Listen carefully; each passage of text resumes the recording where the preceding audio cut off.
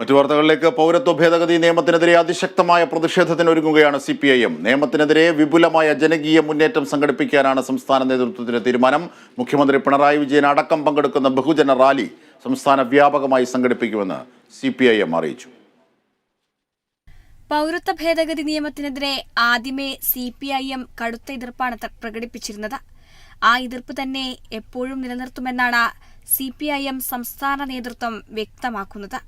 അതോടൊപ്പം ശക്തമായ ബഹുജന മുന്നേറ്റത്തിനൊരുങ്ങുകയാണ് CPIM.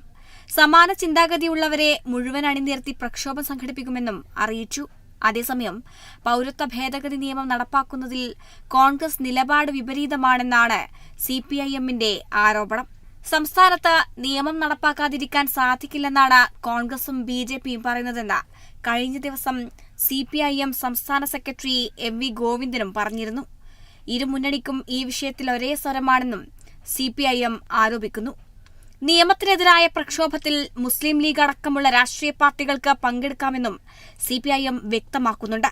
പ്രക്ഷോഭത്തിൽ നിന്ന് ആരെയും മാറ്റി നിർത്തേണ്ടതില്ലെന്നാണ് CPIM നിലപാട്. Kerala vision news, Thiruvananthapuram.